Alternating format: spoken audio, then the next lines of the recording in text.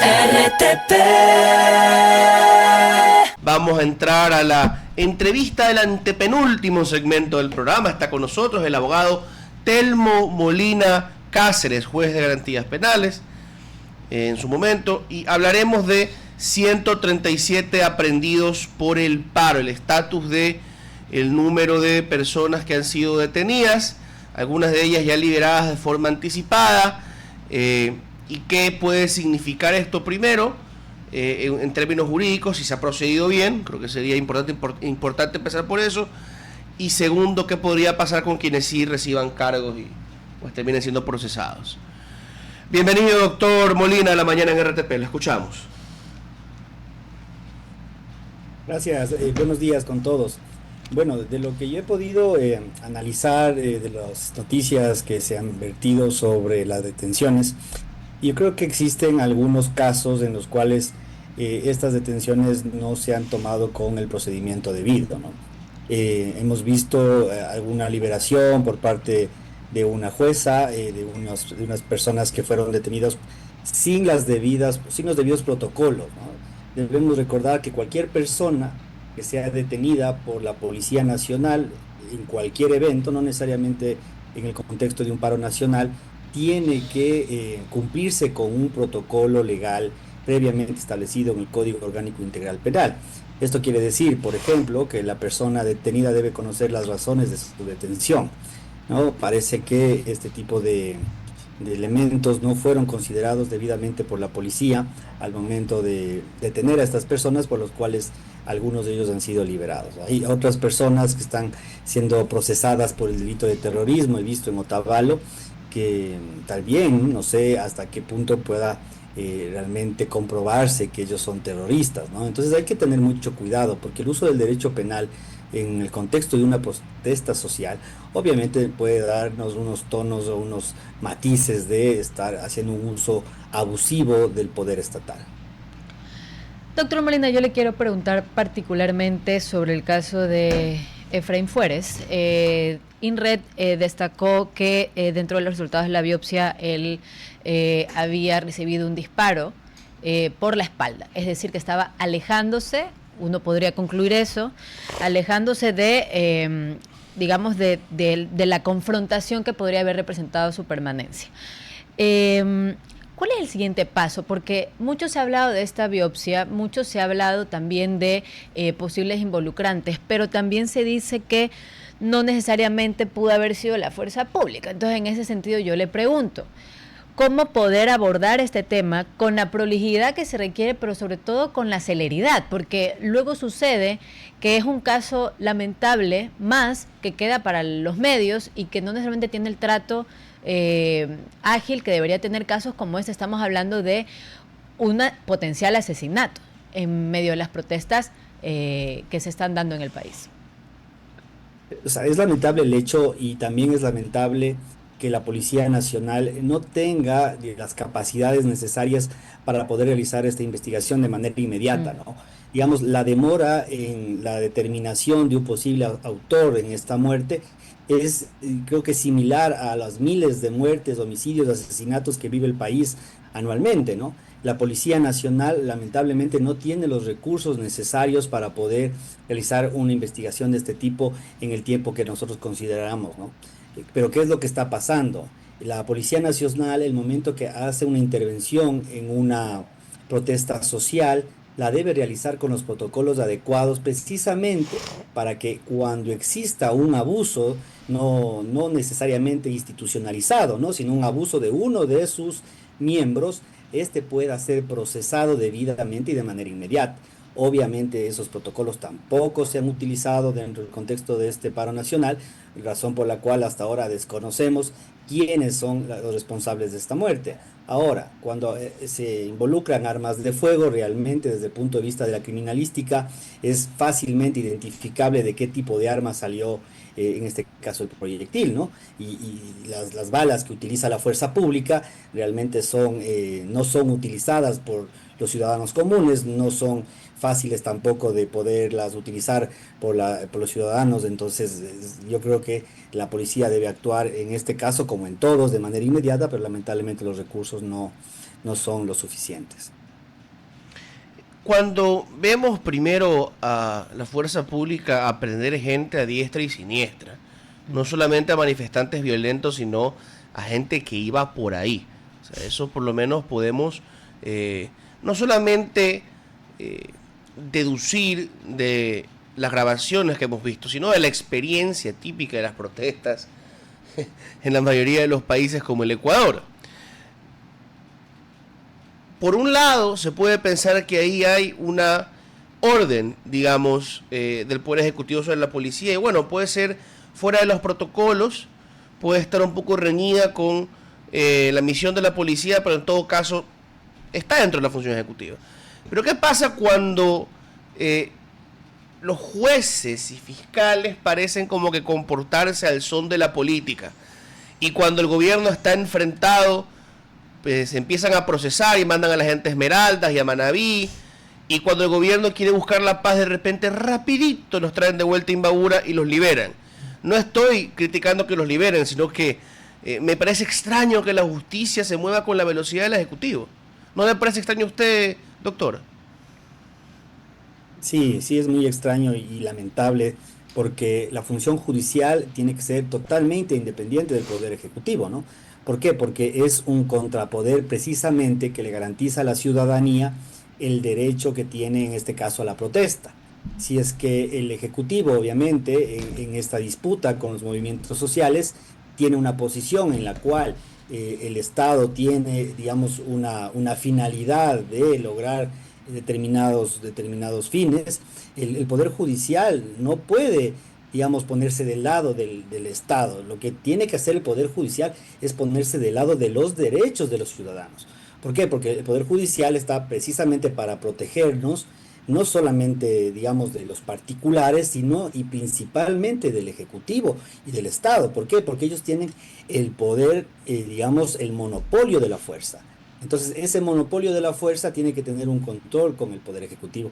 Cuando nosotros vemos que existen estos casi movimientos coordinados entre lo que quiere el Ejecutivo y al final es lo que ejecuta el Poder Judicial, lamentablemente podríamos estar viendo como una especie de no independencia judicial o una dependencia del Poder Judicial a las decisiones del Ejecutivo, lo cual es muy peligroso para el Estado de Derecho.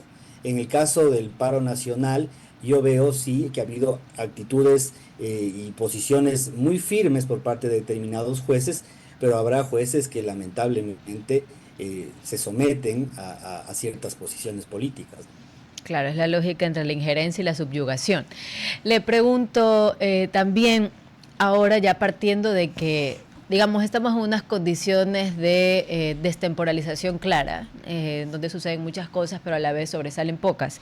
Y le digo, ¿existe tal vez una posibilidad de que a través de los celulares que de alguna manera han grabado situaciones, por ejemplo, sobre la quema de la estación de policía en Otavalo, también en donde se ve a la fuerza pública golpear a mujeres indígenas de la tercera edad, también en donde se ve que a una periodista, Pamela, creo que el apellido es Aguirre, de Vende Periodismo, se le exige borrar el contenido de su teléfono cuando estaba grabando las protestas, y también la fractura del brazo al camarógrafo de Coavisa? Todos estos casos que han sucedido en el paro y que han sido grabados y que han sido visibilizados también a través de las redes sociales, y algunos medios también han recogido estas imágenes y otros fact-checkings también las han confirmado en algunos casos. ¿Qué podría suceder, por ejemplo, en este sentido, cuando hay evidencia pública, por decirlo de alguna manera, o información que es pública? Vamos a quitarle el rigor de evidencia. ¿Qué podría suceder con estos casos que han sido visibilizados? ¿De qué manera debería actuar la justicia, sabiendo que existe todo este compendio de imágenes circulando y también testimonios de las víctimas que han sido de alguna manera ultrajadas, por decirlo así, y tratadas de manera típica por parte de la fuerza pública? A ver, la Fiscalía General del Estado es la que tiene la competencia en la investigación de los delitos. El momento que la Fiscalía tiene conocimiento por cualquier medio, en este caso a través de la difusión pública de estas imágenes, de estos videos, la Fiscalía tiene la obligación, no la facultad, tiene la obligación de iniciar las investigaciones de oficio a fin de Ok. determinar responsabilidades penales en contra de los miembros de la policía que han realizado un uso ilegítimo de la fuerza, ¿no? No debemos confundir, porque a veces se utiliza el término excesivo, se excedió, ¿no? Ok. Excederse hay que entenderlo como una forma en la cual tal vez en un uso proporcional, en un uso, digamos, adecuado de la fuerza pública, ahí se excedió, se le pasó la mano de alguna manera, ¿no?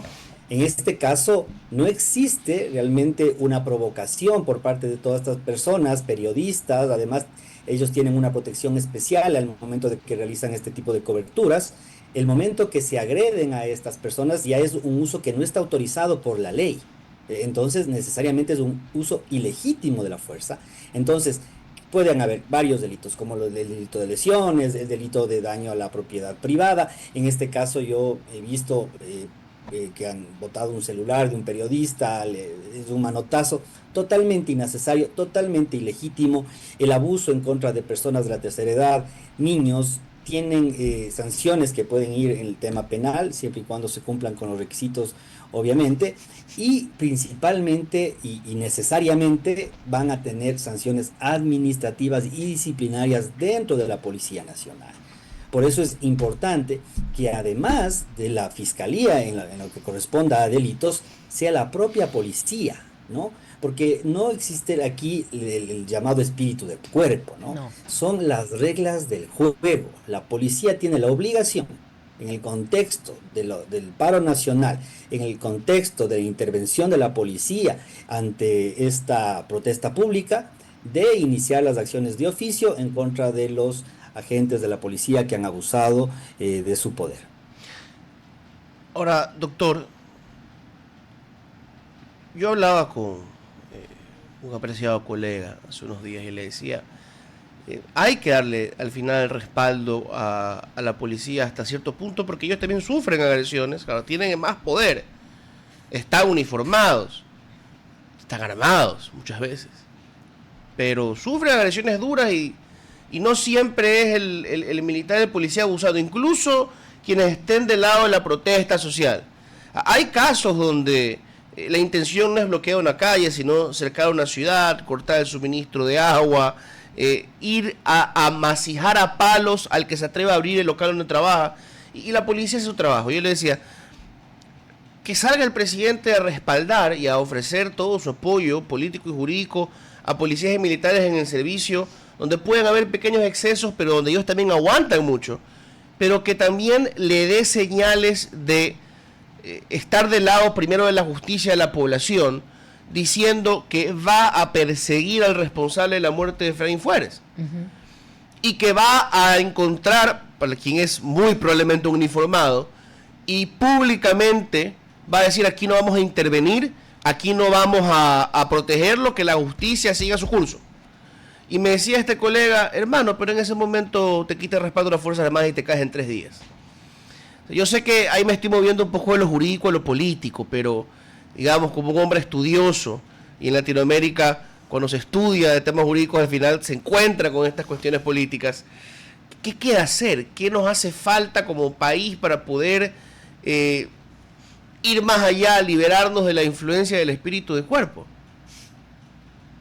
Bueno, yo creo que no es incongruente, ¿no? A ver, porque hay dos cosas. Yo puedo como jefe de Estado, ¿no?, decirles que obviamente las Fuerzas Armadas tienen el apoyo del jefe de Estado para realizar actuaciones legítimas, actuaciones dentro del marco legal, actuaciones que cumplen con los protocolos previstos para los casos determinados, sea en la intervención en un paro, sea en la intervención contra la delincuencia organizada, sea en la intervención contra la delincuencia común. Tiene la policía que seguir los pasos previstos por la ley.